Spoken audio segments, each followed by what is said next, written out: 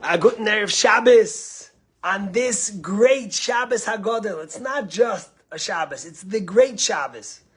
I'm not sure if you guys know what Shabbat Hagadol is. It's always the Shabbat before Passover, and it's considered the great Shabbos. And the reason is because it was on that day of the week, on the Shabbos before the Jews went out, that the Egyptians had an internal civil war which led the young Egyptians push Pharaoh and force him to allow the Jewish people to leave.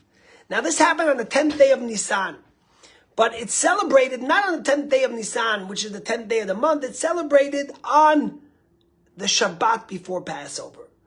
And there's many reasons for that. But this year, it happens to be that the 10th day of Shabbat, the 10th day of Nisan, is also the Shabbat Hagadol, which doesn't happen often. But the big question is, you're all going to sit around the Seder with your families, and you're going to look at them, and you're going to speak about what it means to have Jewish values. What does it mean to be free? What does it mean to be happy? We wish each other a happy and a kosher Passover. True freedom leads to happiness. But there's a remarkable thing. The UN declared March 20th Happiest Day in the world. And they do this study, a scientific study, that touches on 6 different things. On charity, on health, on financial stability. And it rates all the countries in the world to see what's the happiest country. By no surprise, the least happiest country is Afghanistan. Down in the bottom, second is Lebanon. Egypt is in the lower 10, North Korea. Then you have the top 20. In the top 20, you have UK at 19. The United States at 15. I think you have Canada at 13. And then you have Israel at number 4.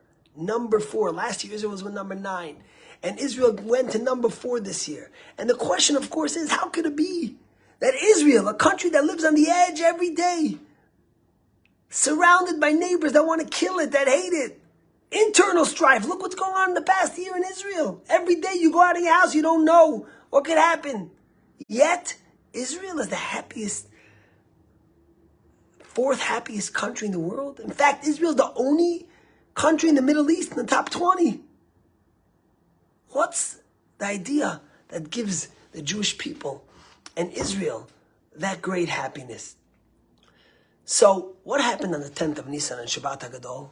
God told the Jewish people to take a sheep and to slaughter it and to get ready to celebrate. He will take them out of Egypt. And they'll put the blood on the door and God will skip over the houses. Say the rabbis, when the Egyptians saw the Jews taking a sheep, which was their idol, and slaughtering it, they said, what are you doing? So the Jewish people said, what are you talking about? This coming Thursday, it was the same schedule as this year. This coming Thursday, the first day of Passover was on Thursday. Wednesday, the day before, God's taking us out of Egypt. We're going out. We have a date. And the Egyptians got worried, and they went to Pharaoh and said, what are you doing? They told us that God's taking them out, and he's going to give a plague that's going to kill all the firstborn. Let them go. And that's what turned the eternal struggle between the Egyptians that led to the Jewish people leaving. And the question is, think about the faith. Think about the optimism. Think about the courage it took for the Jewish people. After suffering for hundreds of years under the brutal hand of Pharaoh, the Hitler of those days, the greatest dictator and tyrant, God tells them they're going to go out. There's 9 plagues, nothing happens. And suddenly God says, get ready. You're leaving on Wednesday. And they jump up with such faith, such optimism. That's the story to happiness. That's what let the Jewish people have that deep faith. And that's why Israel is the country that's the 4th happiest in the world. You see, we live in a world that people take faith and the basic values for granted. We live in a world where everyone wants a new iPhone, a new iPad, a new Xbox, a new car. They think that external things make us happy. But in Israel, they don't take that for granted. Every day they walk out and they breathe and they don't get hurt and their family's healthy. They recognize that that's a gift. And their faith, their optimism is what allows them to be happy. You know, they say the story about these 2 guys that Nike send these 2 guys to be salesmen in Africa. And the first week they get a call, and the first guy says, I'm coming back.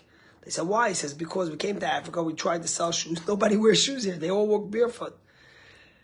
And then they got a call from the other guy. He says, listen, he says, do me a favor. I need you to send me more guys.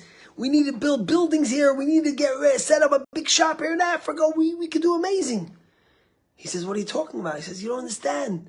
Nobody wears shoes here. Imagine the opportunity. If we get them to wear shoes, we could get everyone to buy it. Sometimes it's about the outlook. It's about the positivity. It's about the faith. It's about what makes you tick. About appreciating that which really gives us happiness. That's the miracle of the Jews leaving Egypt. That's the faith they had. That's this Shabbat Hagadol. And that's what we need to nurture and give our children this Passover when we sit with them by the Seder. And maybe learn from the people in Israel through all their internal and external strife and challenges and struggles. They're the fourth happiest country. Their faith and optimism allows them to thrive. Shabbat Shalom. Join us in Shul tomorrow, the last Shabbos before Pesach, for an awesome Kiddush, and have a great day.